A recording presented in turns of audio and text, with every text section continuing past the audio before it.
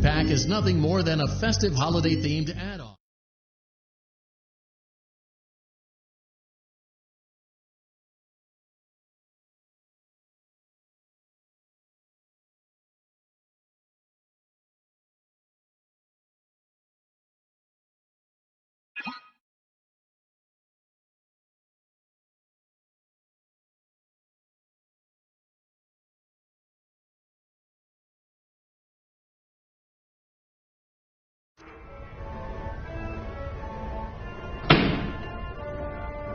Welcome aboard Captain Foxy's Pirate Adventure!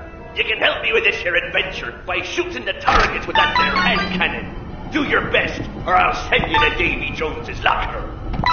For your safety, keep your hands inside the ride at all times, or you'll end up like...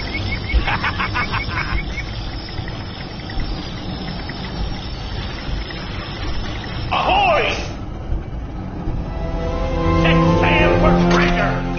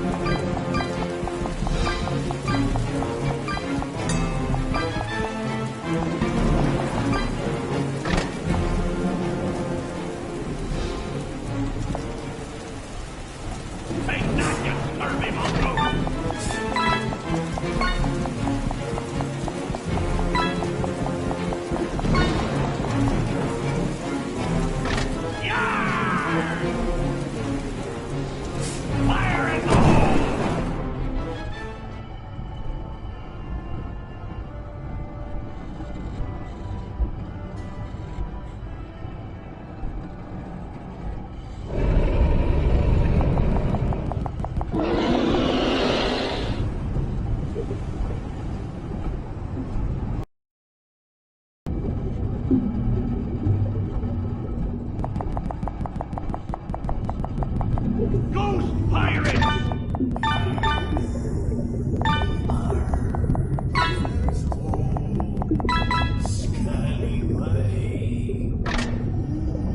Shiver me timber. The real treasure was friendship all along. Happy birthday!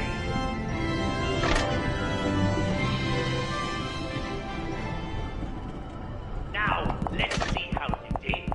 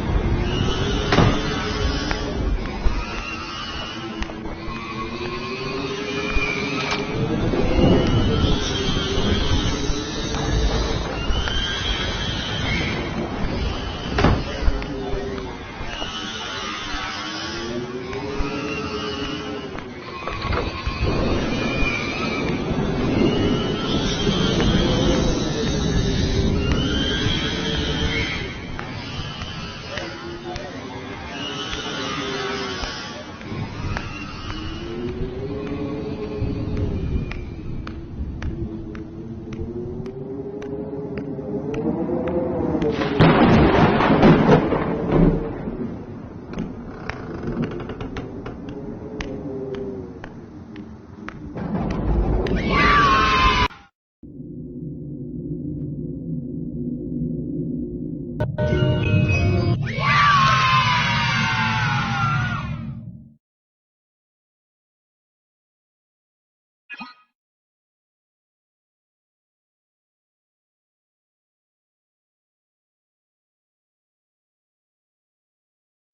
to the Fazbear Entertainment Fulfillment Center. Today, we are assembling animatronic performers. Each animatronic unit will bring joy to the children at one of our many Freddy Fazbear locations. Just place the necessary components in the assembly chute conveniently located at the front of your workstation. Each work order is unique, so gather only the components as shown on the quad monitor array. Use the high-voltage shock buttons to gently remove any unwanted critters that stumble onto the assembly line.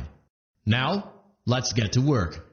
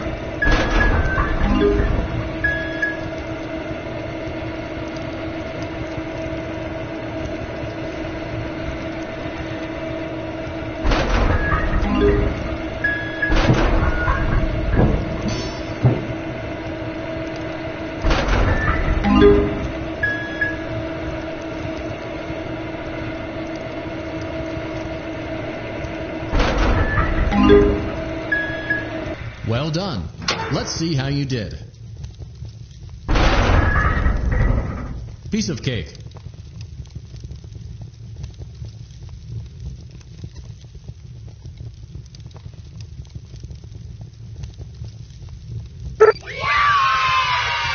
Animatronic engineer.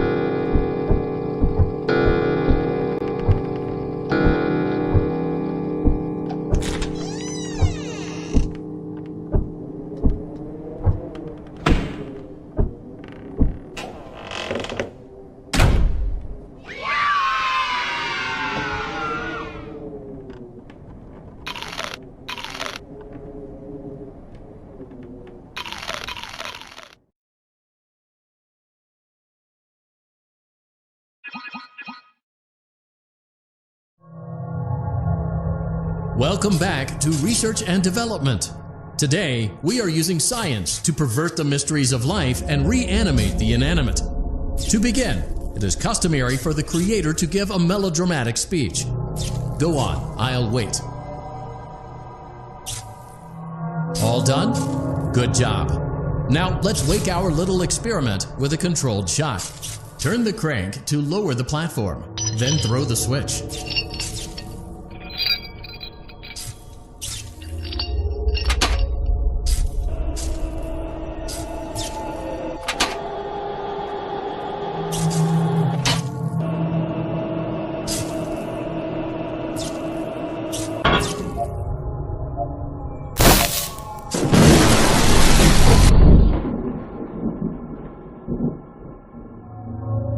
It's alive, but lacking the necessary control module, namely the brain. So let's calibrate one. Use the laboratory tools to adjust the brain. When you are satisfied, carefully place the brain in the creature's animatronic head cavity.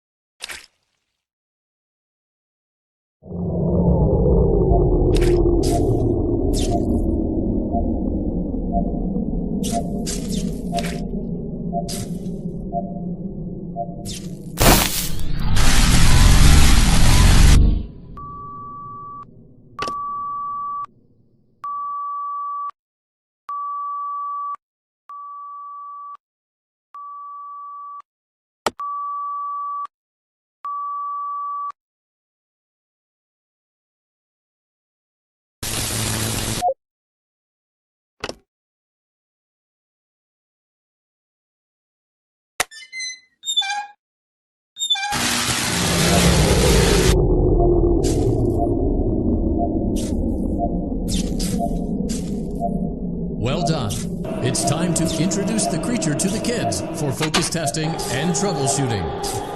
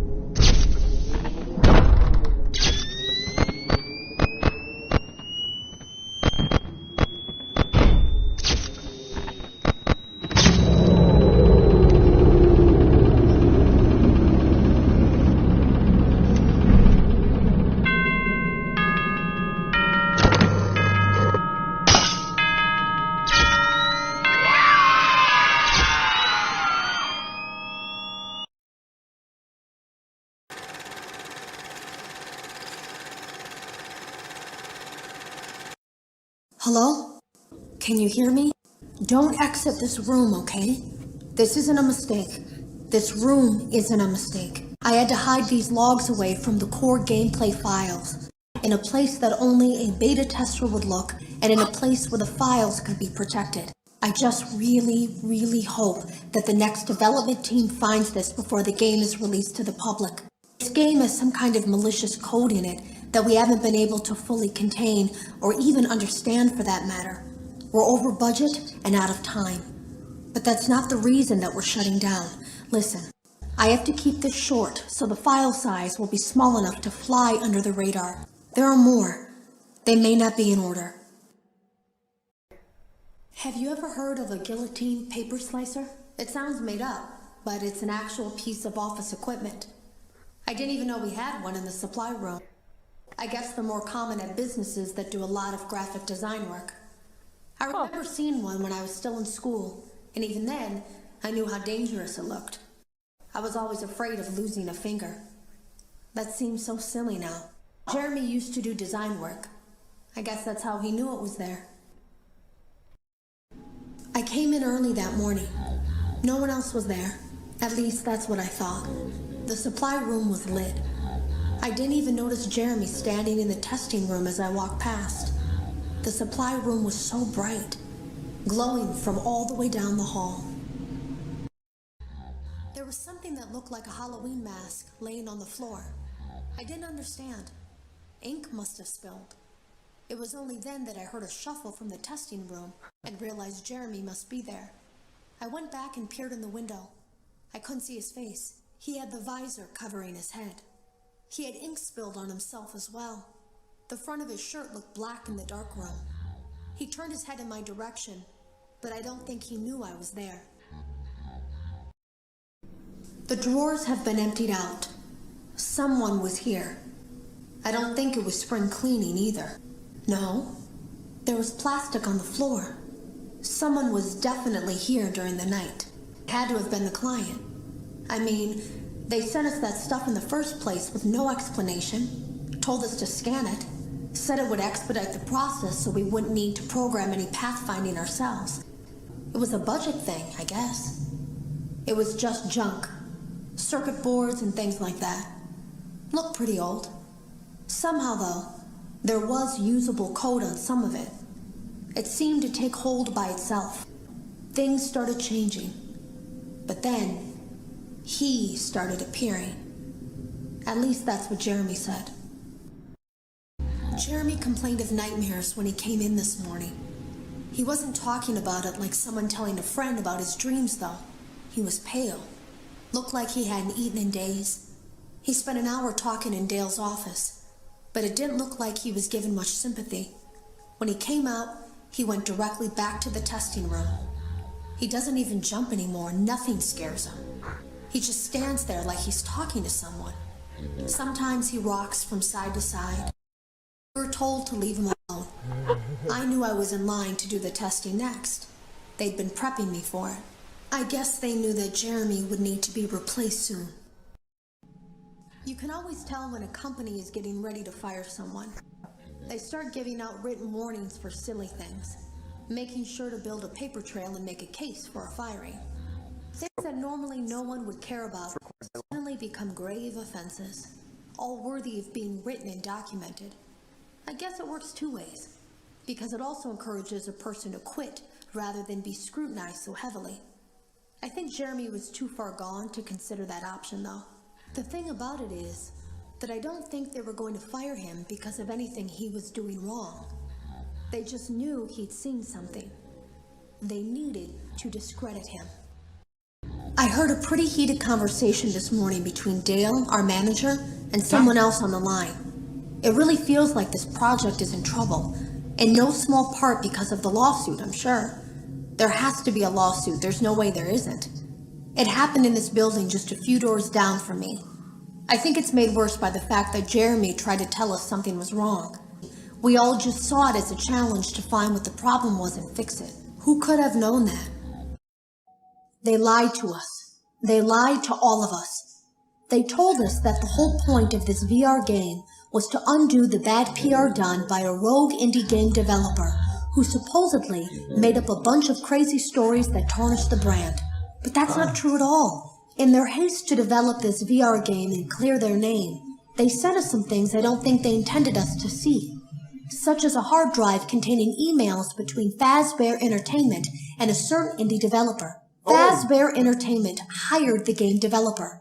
Those indie games were designed to conceal and make light of what happened. This isn't just an attempt to rebrand. It's an elaborate cover-up, a campaign to discredit everything.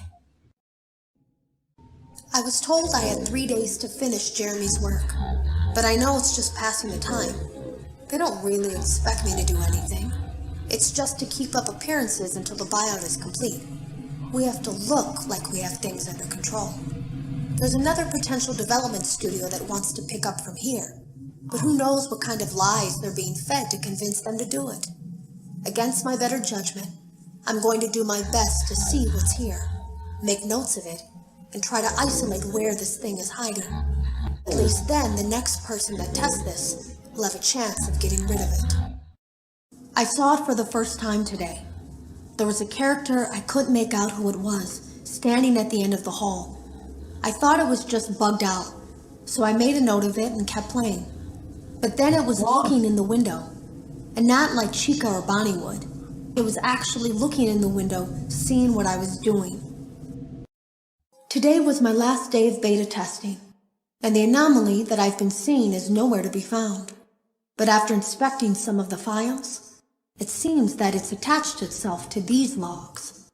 My logs. That can't be an accident. So now I have to make a choice. Do I leave these logs here for you to find, or do I try to purge this thing myself by destroying the logs? I've chosen the latter. I can't delete them. By creating a protected area to store these logs apart from the game, I effectively gave this thing a safe place to hide itself. It's in here now. I may not be able to delete it, but I might be able to do something else now that it's attached itself. I have an idea. I ran a fragmentation program on the area of memory that was storing these logs for you. I effectively broke the files into pieces and broke the anomaly along with it.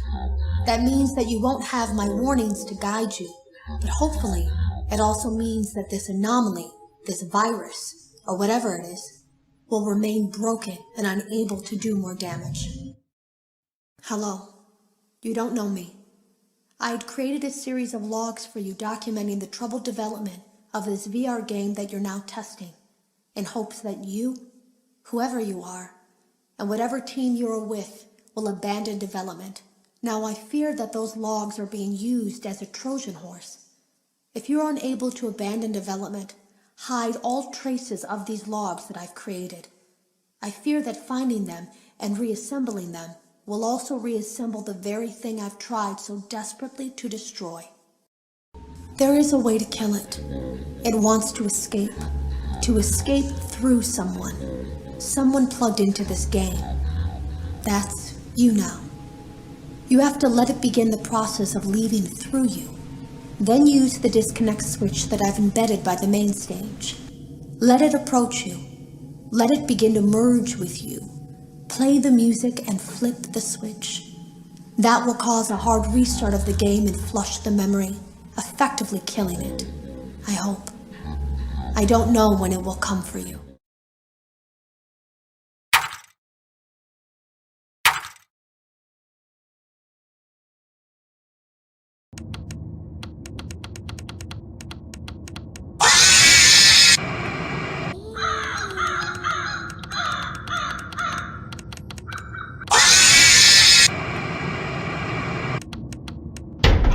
Trick or treat.